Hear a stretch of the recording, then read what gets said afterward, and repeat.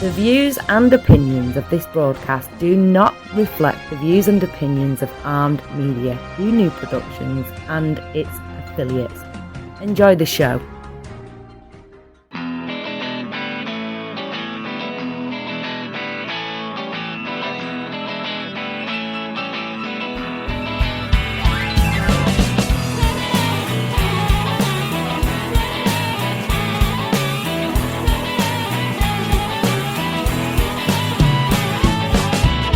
Teflon Pan Man. I'm the Teflon Pan Man. Ain't nothing gonna stick on me. Hello, everyone, and welcome to All You Can Eat. It is the podcast about deliciousness. I'm your host, Rob Rosenthal, coming to you live on December the 15th, 2021, with episode number 120 of All You Can Eat. Coming to you from Miami Beach, Florida, where it's quite lovely. And I'm excited about this evening's program, my friends, because I have a guest on the show whose name is Cindy Gallop. Cindy Gallop likes to blow shit up, and she does. She is a former star in the advertising business who has gone on to become an entrepreneur as the founder and CEO of Make Love Not Porn. Pro-sex, pro-porn, pro-knowing the difference. Make Love Not Porn is the world's first and only user-generated, human-curated social sex video sharing platform. Cindy is also a very vocal advocate for equality and diversity across industries. And also, quite simply, a force of nature. So here is my conversation with the estimable Cindy Gallop, because we got some things to talk about. Well, hey, how you doing, Cindy Gallop? How are you? Welcome to All You Can Eat, and it's the podcast about deliciousness. It's a treat to have you here. I'm delighted to be here, Rob. Thank you for inviting me. No, my pleasure, and it's particularly thrilling, not only because you are a thrilling woman, with a lot to say and report about, which I want to ask you about, but also because I must tell you that this is episode 120 of All You Can Eat, and in that time, as you can imagine, based on the name of the thing, most all of the people that I speak to come from the world of food and wine and cookbooks, authors, chefs, that kind of thing. So this is, for me, a slight, what would you call it? A slight deviation. And yet, believe me when I tell you, before we're done, we're going to talk about food and beverage as well. Good. I'm delighted to hear that. Excellent. So first of all, where have I found you? Where are you located now physically in the world? Sure. So right now I'm sitting in my apartment in New York, in Manhattan. I live in Midtown on Fifth Avenue, and just across from the New York Public Library. And I actually spent most of the pandemic here. I was in lockdown in this apartment for 1.5 years. Obviously, since being fully vaccinated and things opening up, I've been traveling a bit more, but this is very much my home base. Hey, Cindy, how many years have you been a Manhattanite? 23. Well, there you go.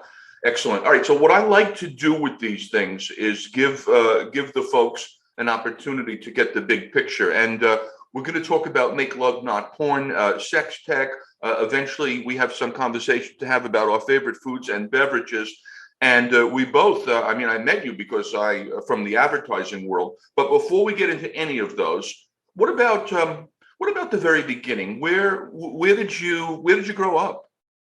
Sure. So I'm half English, half Chinese. My father was English, my mother's Chinese. I was born in the UK, but when I was 6, my father got a job in Brunei, in Borneo. And so he moved there, and so I grew up in Brunei. What was that like? A great deal more boring than it sounds. So Brunei is 100 miles long. It's an Orthodox Muslim state. Right. And, it's not one of the most picturesque areas of Asia. I got it. And so, my parents used to regularly apologize to me and my sisters for our childhood. I see. Because it was somewhat devoid of cultural pursuits. I see. So yeah, it was not that interesting. Well, now, so then my next question to you is: at some point, when you were able to escape that, well, even before you were able to escape, do you recall? Did you have any interest, just out of curiosity? Because because of the nature of the program here, what was the food situation like? Do you have recollections of you have food memories? Oh no, absolutely, and so I guess this is one good thing about my upbringing, Rob. I mean, first of all, that my mother is an amazing cook. Nice. And obviously cooked when we're growing up, and still does at the age of 89. Nice. And my mother's Malaysian Chinese, and so I have to say, the legacy of my race and my upbringing is that, if I had to eat one cuisine for the rest of my life, it would absolutely be Malaysian. I adore curry. My mother makes a mean beef rendang. Uh-huh. I love nasi lemak, the classic Malaysian breakfast dish. I adore laksa. I love satay. I just absolutely love Malaysian food, and obviously, that was what I ate a ton of growing up. Also, when we travelled to Singapore and Malaysia, to on vacation or to see my mother's family. It's funny, and this is no bullshit, because I don't have bullshit, but I will say this: that on my list of questions, which I have over here on the side, there is one question that I have for you that I basically ask everybody, and you've already answered it, which is unbelievable, because literally it's like the last thing. My question that I ask people, especially in the food thing, is if you had to choose one place to live for the rest of your life, strictly based on the cuisine, what would it be? And I think you've already answered that for me. Oh, yep, no, absolutely. It would be Malaysia in that Right. context. But although I will just say, Rob, very closely followed by Japan. Right. Because Oh, I love Japan and I love Japanese cuisine. Malaysia has the edge, but Japan would be my second choice. it's funny to me that we're already getting into the food element of this thing, since sex tech seems inherently more natural. But I will say that when I ask that question, oftentimes, no surprise, what you'll hear from people is, well, I would live in France, or other people would say Italy, of course. And it's funny, because I say, I have my background was in French cooking school. I would still choose Italy over France from a long-term basis. But the truth is that my number one place that I would live for the rest of my life, if I could only live in one place on the basis of the cuisine, is actually Tokyo. I mean, literally, Yep. I was so blown away by what they did, Mm. and so many different type of cuisine in one place. So it's funny for me. And yet, the other place that people don't or often mention, simply because on this side of the pond, I'm not sure that so many folks have a lot of experience with it, is Singapore, because of all the different, whether it's Malaysian or Yep. all the different Yep. food that you Absolutely. can get there. It's amazing. Yep. Yep.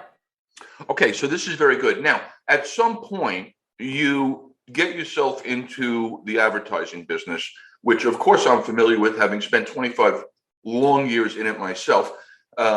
And so, what drew you to advertising, and how did you get to the point where you became like a big deal in the business? What was that route like?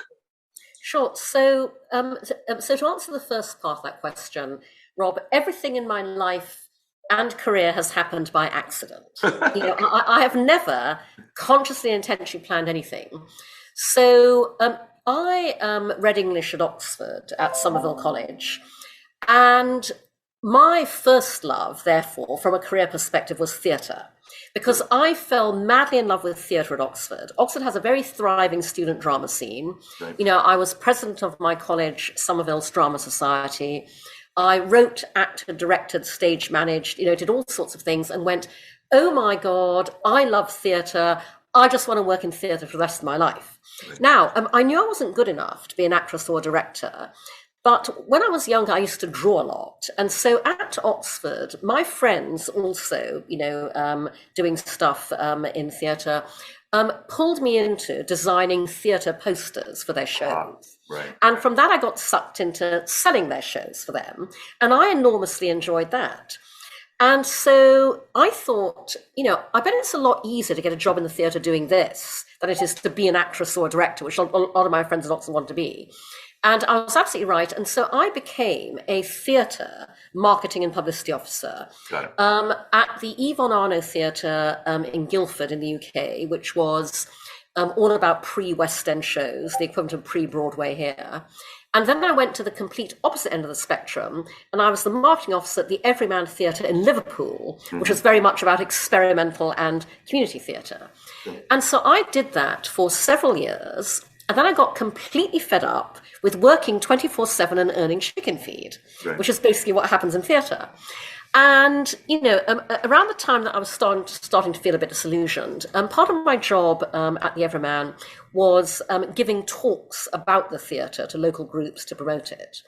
And so I gave a talk to a group of women on Merseyside. And after the talk, one of the women came up to me and she went, "Young lady, you could sell a fridge to an Eskimo."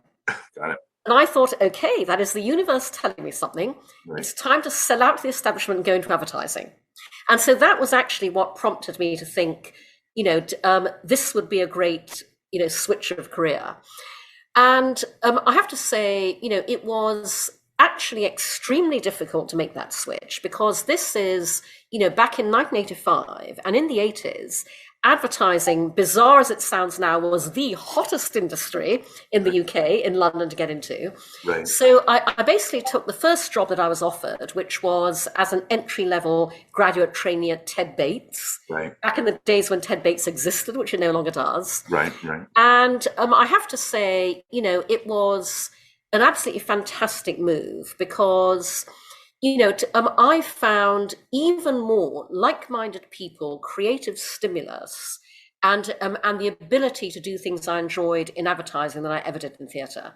Right. And so that's how I made the switch. And then, I worked at Ted Bates for a couple of years. And by the way, Ted Bates was not the most creative agency in town, but the people were fantastic. I had a whale of a time.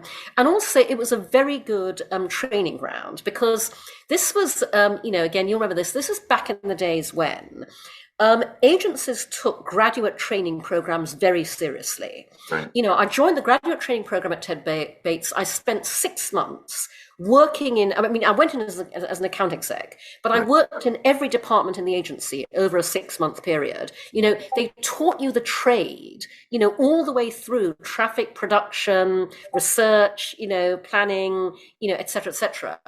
And so I had 2 very happy years there working on DHL and on Mars Confectionery. And then Saatchi's bought Bates, and they took over the DHL account and invited me to join Saatchi's accordingly. And I chose not to because Saatchi's at the time operated on the group system. And your experience of the agency was very much defined by whose group you went into. And I was interviewed by the group director that I would have been reporting to, and I did not like him. By the way, I can't remember who he was all these years later, but I just went, "I don't want to work for you." Right. And so I then went to J. Walter Thompson, worked there on St. Ivel and Lowenbrow, and very much enjoyed the, as it turned out, rather short period I spent there. It was very much the gentleman's agency at the time, 40 Berkeley Square, all of that. Right. And then I'd been at JWT 6 months, and I got a call from Gold Greenlee's Trot from GGT, whom I'd interviewed with when I was looking at leaving Ted Bates. And at the time, they said, "You don't have enough experience for us. You've only been at one agency." But I then got a call from Steve Greenstead, the head of client services, saying, "Cindy, the only thing wrong with you when we interviewed you was that you didn't have enough experience. Now you've got 2 agencies under your belt. Come over and join us. You don't have to interview again." And my first thought was, oh my God, I've only spent 6 months at JWT. I can't possibly do that. But then I talked to my friends who said, at the time, GGT was one of the hottest agencies in town. They said you'd be crazy not to. So I, left JWT, joined GGT, and the first day I walked into the agency, I felt like I'd been sleepwalking at J. Walter Thompson. I'd just woken up. And I just loved the culture at GGT. Right. It was fantastic. Dave Trott was, our creative director. He was phenomenal to work with. So I spent a couple of very happy years there.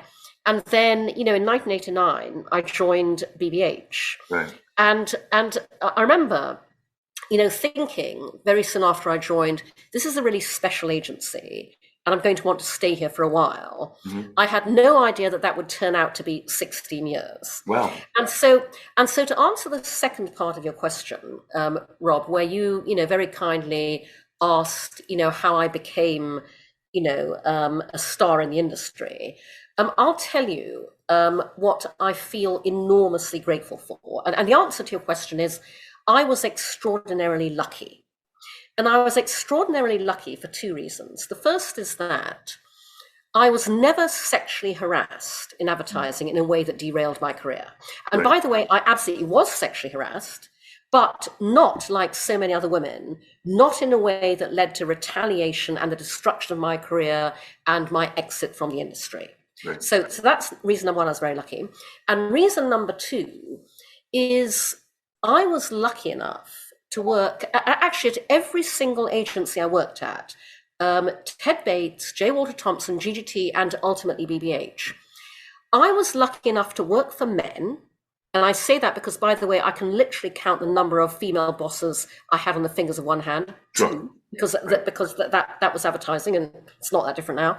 But I was lucky enough to work for men who at every agency saw my potential before I did and wanted me to succeed and championed me accordingly. Right.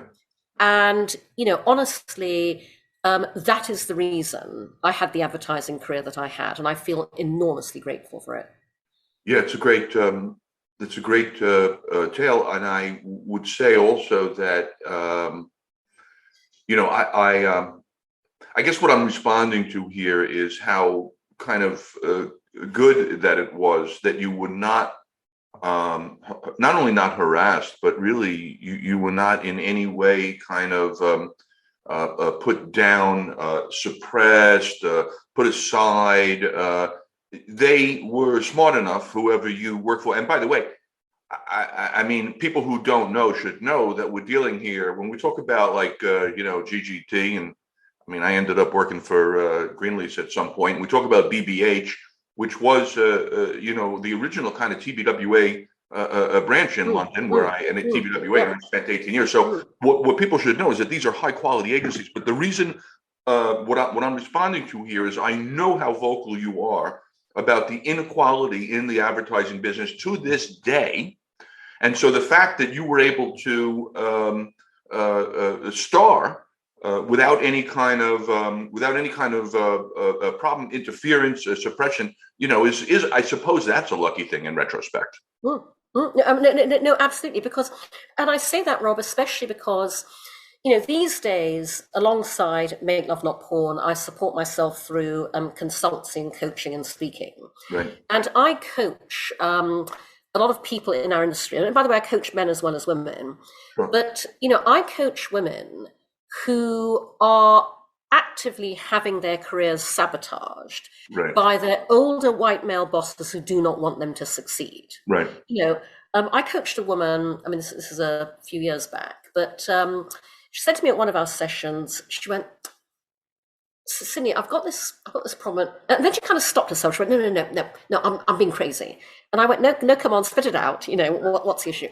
She went, well, I know this sounds crazy, but I think, and by the way, this is a female creative. She said, I think my ECD is trying to sabotage me. And then she went, no, surely he can't be. It's all in my imagination. So I said to her, just tell me why you think that. And on anecdote number 2, I went, he's trying to sabotage you. Right. And he absolutely was. And unfortunately, that has happened and is happening around us as we speak to so many women in the industry whose male bosses feel threatened by them. Right. Yeah. And so again, you're absolutely right, Rob. I mean, I feel incredibly lucky that was not the case for me. Well, I mean, we give them credit for being smart enough to get out of your way and appreciate your potential, as you said. So that's good. Now, you and I could probably spend a whole lot of time talking about the nature of the advertising business, how it's changed, how women are treated in that business still to this day. But I don't want to, we may come back to it. I don't want to lose the opportunity to talk about what's on your t-shirt, which is at some point you became the entrepreneur in sex tech. and you created and build and are building Make Love Not Porn. So let's start from there.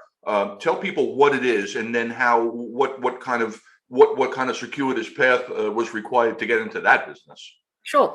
Well, once again, Rob, like everything else in my life, Make Love Not Porn was a complete and total accident. So I never consciously intentionally set out to do anything I very bizarrely find myself doing now. Right. I date younger men. They tend to be men in their 20s. And about 14 years ago now, I began realizing through dating younger men that I was encountering what happens when two things converge. Right. And I stress the dual convergence because most people think it's only one thing. I realized I was experiencing what happens when today's total freedom of access to hardcore porn online meets our society's equally total reluctance to talk openly and honestly about sex. Right. When those two factors collide, porn becomes sex education by default in not a good way. Right. And so I found myself encountering a number of sexual behavioral memes in bed. I went, whoa, I know where that behavior is coming from. Right. I thought, gosh, if I'm experiencing this, other people must be as well. I didn't know that because 14 years ago, nobody was talking about this. Nobody was writing about it. This was me in complete isolation as a naturally action-oriented person going, I want to do something about this. So 13 years ago, I put up on no money a tiny clunky website at makelovenotporn.com that in its original iteration was just copy. The construct was porn world versus real world. Here's what happens in the porn world. Here's what really happens in the real world. I had the opportunity to launch Make Love Not Porn at TED in 2009. Right. I became the only TED speaker to say the words "come on my face" on the TED stage. Right. That had to generate some attention. The talk went viral as a result, Right. and it drove this extraordinary global response to my tiny website that I had never anticipated. Right. Thousands of people wrote to me from every country in the world, young and old, male and female, gay and straight, and they're pouring their hearts out. And I realized I'd uncovered a huge global social issue. So I felt I now had a personal responsibility to take Make Love Not Porn forwards in a way that would make it much more far-reaching, helpful, and effective. But I also saw an opportunity to do what I believe in very strongly, which is that the future of business is doing good and making money simultaneously. Right. I saw the opportunity for a big business solution to this huge untapped need. And I use the word big advisedly, Rob, because even then, 13 years ago at concept stage, I knew if I wanted to counter the global impact of porn as default sex ed, I would have to come up with something that at least had the potential one day to be just as mass, just as mainstream, and just as all-pervasive in our society as porn currently is. So thinking big right from the get-go. And so what I did was, given that my goal is to make it easier for every single person in the world to talk openly and honestly about sex, very simply, I decided to take every dynamic in social media and apply them to this one area no other social network platform will allow in order to socialize sex and to make real-world sex and talking about it socially acceptable and therefore ultimately just as socially shareable as anything else we share on Facebook, Tumblr, Twitter, Instagram. So makelovenotporn.tv, which resulted, is the world's first and only user-generated, human-curated social sex video sharing platform. Right. So we are what Facebook would be if Facebook allowed you to socially, sexually self-express. Right. The way I like to put it is if porn is the Hollywood blockbuster movie, Make Love Not Porn is the real-world documentary. Got it. We are a unique window onto the funny, messy, fabulous, glorious, comical, awkward, hilarious sex we have in the real world. And so we call ourselves the social sex revolution. The revolutionary part is not the sex, it's the social. Right. That's wild. Now, I sense from being on the periphery of your social network, not that I sense, I can see that when you're dealing in sex in general, and then specifically in technology, what you folks would call sex tech, it's got to be incredibly difficult to do a couple of things. One, I remember that the banks were that banks were making it difficult to do business because it was sex related, and then of course comes the whole notion of venture capital. How is that part of the experience? What's kind of the key challenges there, and how do you kind of work through those? Sure. So to answer both parts of that, infrastructure and funding. So first of all, you're absolutely right, Rob. You know, the one thing I didn't realize when I embarked on this was that I would fight a humongous battle every single day to build Make Love Not Porn, because every piece of business infrastructure any other tech startup can take for granted, we can't. The small print always says no adult content. Right. And that's pervasive across every area of the business. Right. And so in that context, and I have to say, Rob, that, you know, my background of 35 years working in brand building, marketing, advertising has been enormously helpful in this respect, because I've fed all of that learning into what I now do. So I've spent 13 years parallel pathing two things: building Make Love Not Porn and working to change the cultural context around it. Right. Because when you have a truly world-changing startup, you have to change the world to fit it, not the other way around. Right. And so the good news is that, you know, while I've had to break down the business barriers in my own path, I am absolutely seeing that work bear fruit. And by the way, the very reason that you are referencing sex tech now is because, in the interest of this, you know, 8 years ago, I deliberately began defining, pioneering, and championing my own category, sex tech. Got it. So I literally wrote the definition of sex tech. If you Google sex tech, I am result one on page one. Right. And, you know, I did all that to legitimize my category, to create a climate of receptivity amongst investors. So to pick up on the second part of your question, which is, you know, you're absolutely right. Raising funding has been enormously challenging because in the conventional business world, my biggest obstacle finding investors is the social dynamic that I call fear of what other people will think, Right. which operates around sex, unlike any other area. Sure. Now here's the frustrating part. I absolutely know that my investors are out there. They are impossible to find by the usual means because they all have one thing in common. Your willingness to fund Make Love Not Porn is entirely a function of your personal sexual journey.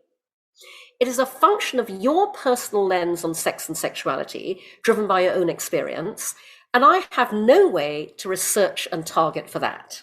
Right. Especially because sex is the one area where you cannot tell from the outside what anybody thinks on the inside. Right. The people who look like they would totally get it don't. The people you thought were total prudes do. Right. And so what my strategy has been for the past few years is I put what I'm doing out there all the time, Right. you know, across my social channels, in media interviews, because I have to rely on synaptic connections being made that will draw those people to me. Right. And the good news is that in the past year, that has been happening more and more. You know, investors have reached out to me saying, I saw your post on LinkedIn. I'm intrigued. Tell me more. And so I'm actually just about to set out to raise a round of serious funding for Make Love Not Porn. Mm-hmm. And I feel more optimistic than I ever have before that I'll be able to find the investors who get it to be able to do that. Tell me, if you can, or tell everybody a little bit more about that connection between the investor and their own sexuality. How does that manifest? Like, what does that mean? How do you explain that their own kind of sexual whatever inclinations, feelings, experiences influence whether or not influence their willingness to invest or not? How does that play out? Sure.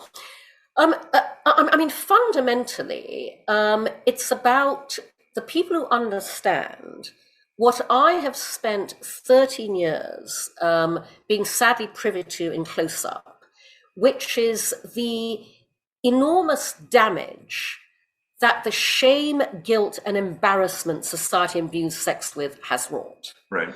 I've seen every single day for the past 13 years the sheer scale of human misery and unhappiness that has been caused by the shame and embarrassment that we've imbued sex with. And so, the investors who respond are people who get how important it is what we're doing is in this respect. I like to say that Make Love Not Porn is a shame changer, but also get how many problems the world has while all of that prevents people from speaking up about sex. And at its heart, Rob, Make Love Not Porn's mission ultimately is to help end rape culture, because we have proof of concept. We end rape culture by doing something incredibly simple that nevertheless nobody else in the world is doing. We end rape culture by showing you how wonderful great consensual communicative sex is in the real world. Our social sex videos role model good sexual values and behavior, and we make all of that aspirational versus what you see in porn and popular culture. And by the way, that again is absolutely something I took from advertising. We have the power to reinvent aspirational culture. I like to say that, my background is 35 years working in the business of getting people to do things they originally had no intention of doing. Right. And that's by making other things aspirational. And so, the investors who get it really get it. And also, by the way, there's a second thing, there's a second point of commonality. They also especially get it if they have children, and especially if they have daughters. Right. The need to end rape culture then becomes all the more visceral when you have children and when you have daughters. So, proof of concept. So, just so that everybody is clear, when you what is it? Make Love? Is it Make Love Not Porn TV? .tv. Okay, fine. And then when you go there, what you will see is real people having real sex that they themselves have recorded, and then they make it available for anybody else that is a member or a subscriber to see and to comment on.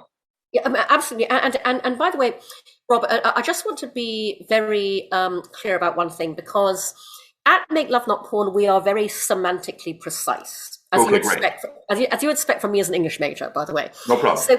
So we are pro-sex, pro-porn, pro-knowing the difference. Right. And so what you see is real world people having real world sex. Got it. Because porn is real people having real sex. I see what you're saying, yes. Right. Whereas we are, nobody's performing. Right. Basically, social sex videos on Make Love Not Porn are simply about doing what we already do on every other social platform in every other area of life, which is capture what goes on in the real world as it happens spontaneously in all its funny, messy, natural, wonderful humanness. Fantastic. So, yes. Fantastic. Now, it's obviously as an internet play, it is available to anybody anywhere, meaning globally distributed. Yep. What has surprised you the most about either where it's particularly vivid or popular, or what someone has done, or ways they've used it creatively? What have been some of the surprises or revelations that you've experienced in this in the work? Sure. And by the way, one thing I just think it's important for our audience to know, Rob, especially given our background, is that I would love to be able to answer that question much more widely at scale. One of my massive inhibiting growth factors is that we are banned from advertising. Right. We are not allowed to advertise Make Love Not Porn on Facebook, on Instagram, on Twitter, on Reddit, I ask you. We're not allowed to advertise on traditional media channels. We can't advertise on New York subway. We can't advertise on billboards. And by the way, just so our audience understands, this is massively gendered. It's not just us. Any female-led sexual health and wellness venture is also banned from advertising in all those places. Menstruation ventures, menopause ventures. In the meantime, male sex tech, erectile dysfunction solutions, come on in. So our growth has been entirely organic.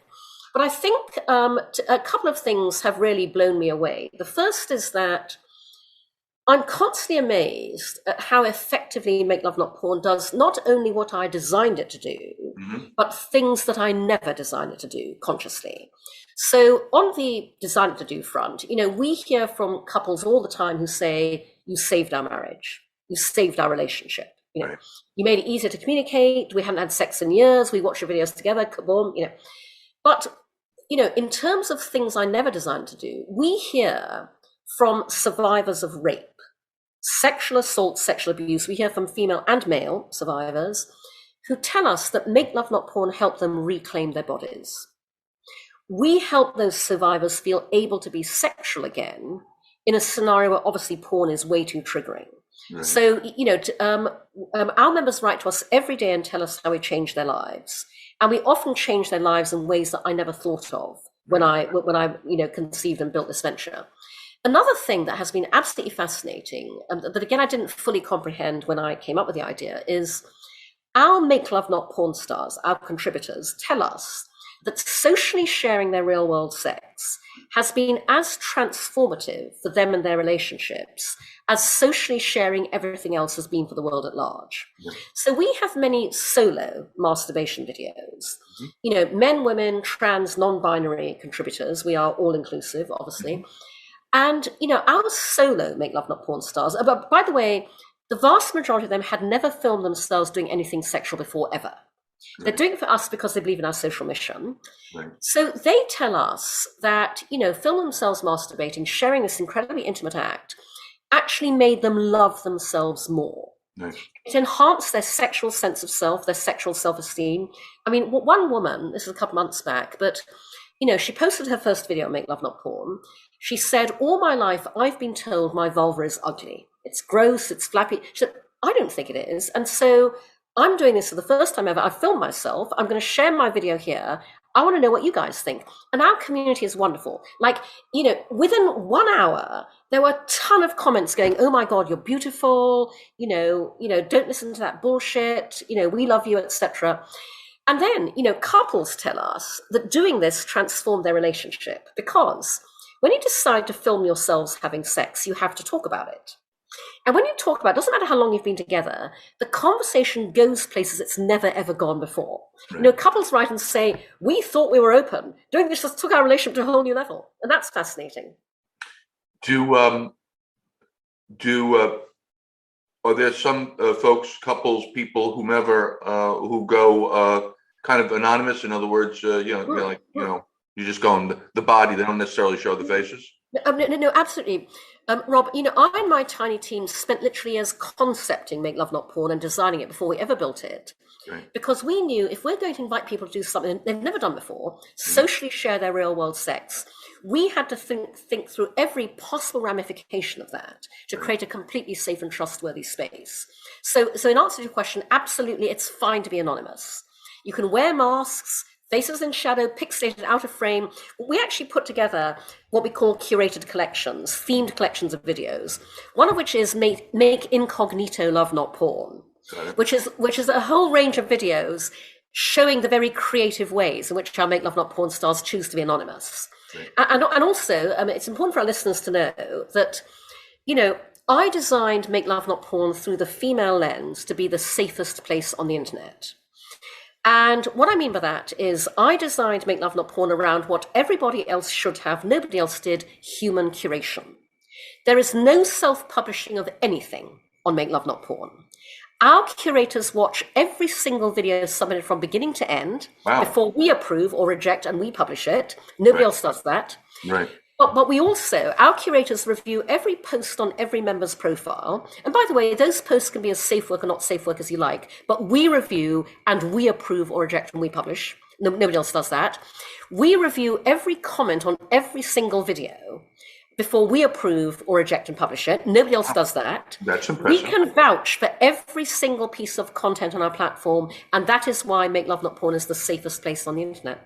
Wow, that's unbelievable. That is very super impressive. And by the way, talk about a great gig, curating, those videos. Absolutely. I mean, and again, Rob, the great thing about that is, for us, human curation starts even before you get to our platform. We make it crystal clear what kind of real world sex content Make Love Not Porn wants. Mm-hmm. And when you make it clear what kind of content you want, that is the only kind of content you get.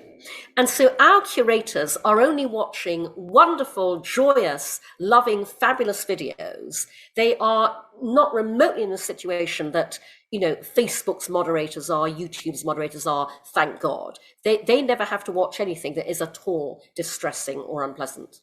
Right. Wow, that's really something. That's really great. What I guess finally on this subject, what are you kind of looking forward to next? I assume it's going to be or I shouldn't assume, but I mean, there's a round of meetings coming up with venture people. What's the next phase for you here in this business? Sure. So as I mentioned, I'm raising a round of serious funding this time round because first of all, I found the CTO of my dreams, and she's an absolute badass. We hope to announce her very soon. And she builds shit. So we can now build a number of the product expansions to Make Love Not Porn that I've had in the pipeline for years. So this round of funding is to fund not only the optimization of the core platform, makelovenotporn.tv, but also to build what I've been asked for from day one by parents and teachers, which is what I call the Khan Academy of Sex Education. Nice. Because Khan Academy tutors on every other topic under the sun except sex ed. Right. EdTech is exploding, not in this area. And so we want to build out makelovenotporn.academy. I've bought the URL. If you go there, you'll see a holding page, which will be an aggregator for brilliant sex education content from all around the world. Yes. A massively needed repository for parents, teachers, plus, by the way, this is the 0 to 18 onboarding ramp to Make Love Not Porn TV, which is sex education through real world demonstration. So that's product number one. Product number two is, again, had in the pipeline for years, CoCentral, which is the first unashamedly dedicated to sexting, safe social sexting app.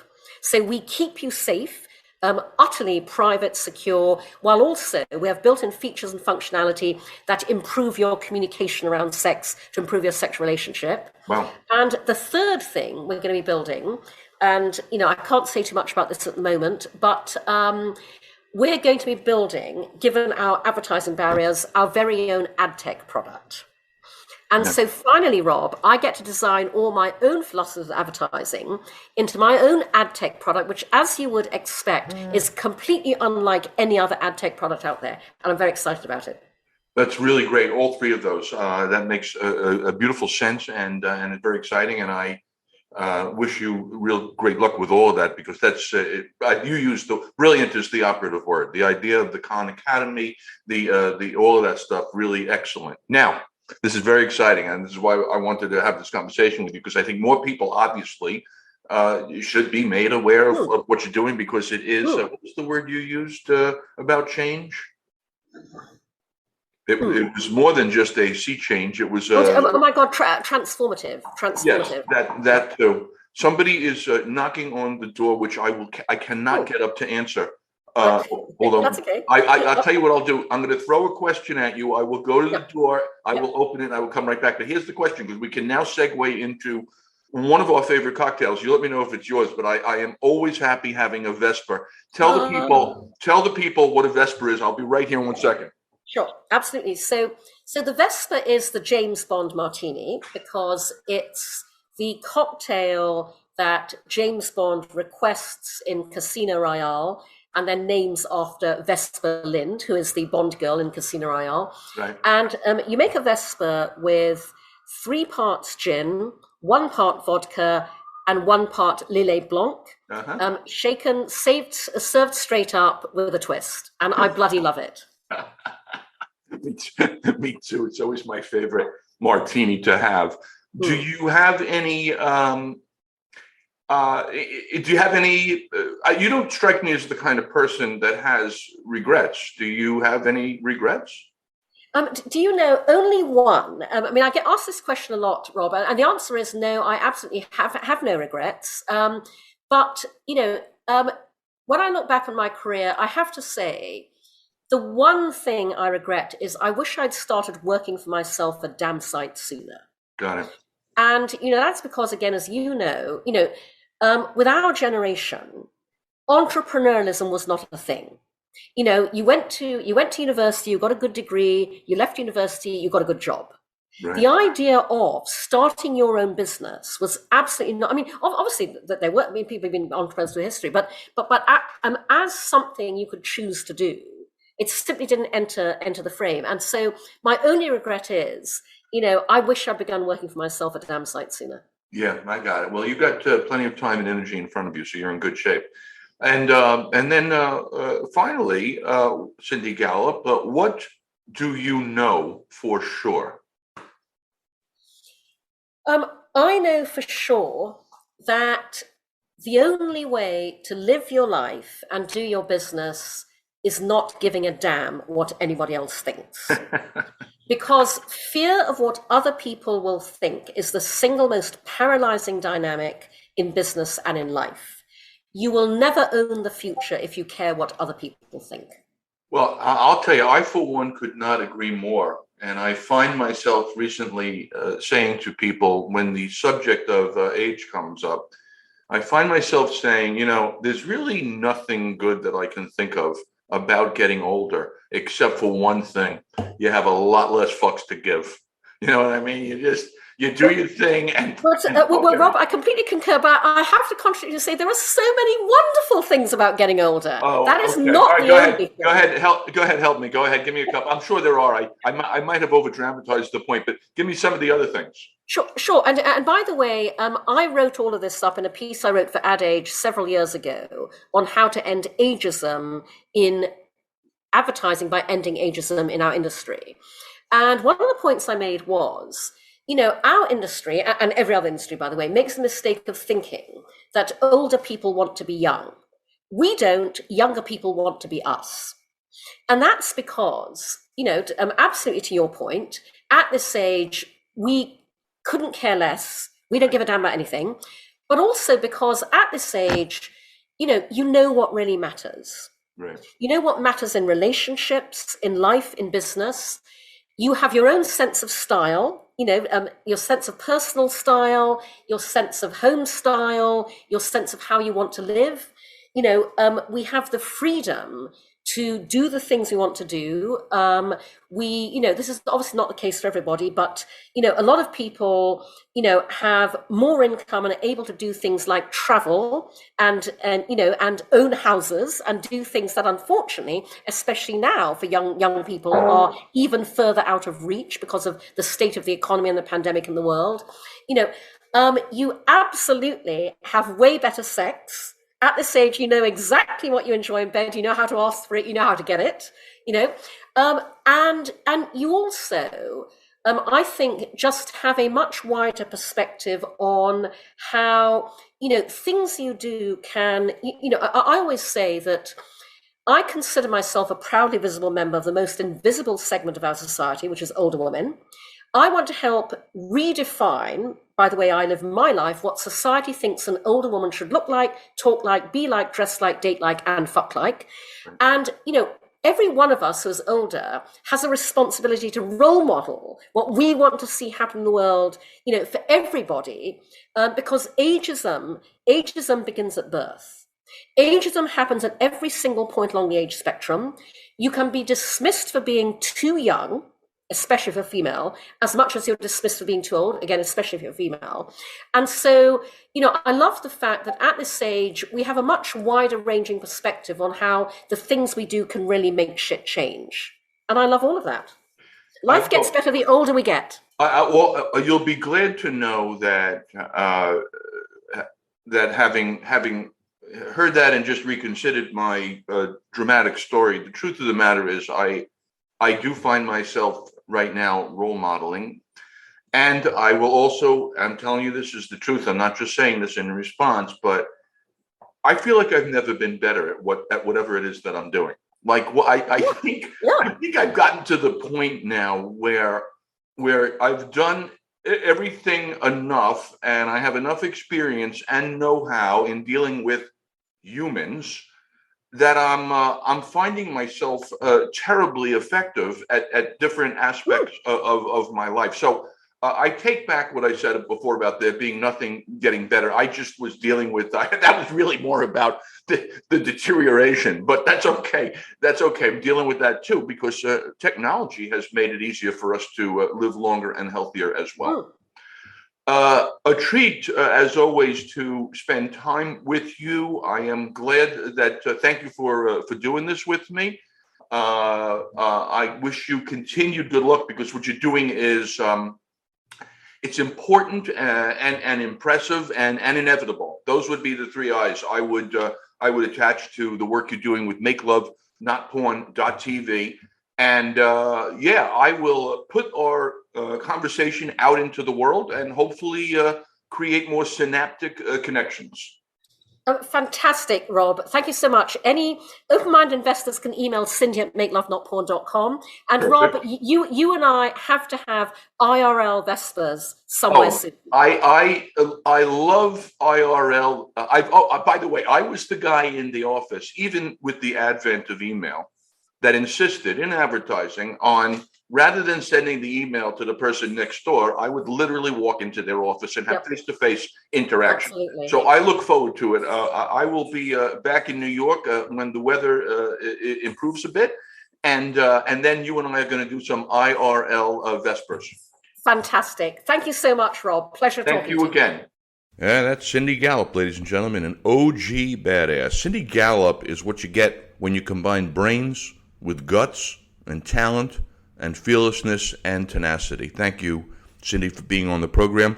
Folks, you know what to do. It's MakeLoveNotPorn.tv. Now, that's episode 120 of All You Can Eat. And in the remaining time, let me just suggest, in addition to, that, Make Love Not Porn, that you may still have some room for deliciousness in your tummy. And it's holiday season. And so you may want to pick up a copy of my how-to cookbook. It's called Short Order Dad, One Guy's Guide to Making Food Fun and Hassle-Free. You'll find it on Amazon.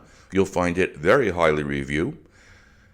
And you will find also that the book is appropriate as a gift, whether you are a father, a mother, a cousin, a brother, an uncle, a college student, anybody that wants to improve their cooking, that wants to make life more delicious in the easiest way, because my user-friendly formula is quite simple.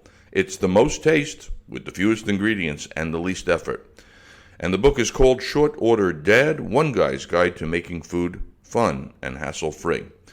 Ladies and gentlemen, that's it for this week. I will remind you that the program is available on iHeartRadio. It's available on Spotify, of course, and Spreaker. And I will be back soon with episode 121. Until then, my friends, don't forget, life is short, so never waste a meal. I'm the Teflon Pan Man. I'm the Teflon Pan Man. Ain't nothing gonna stick on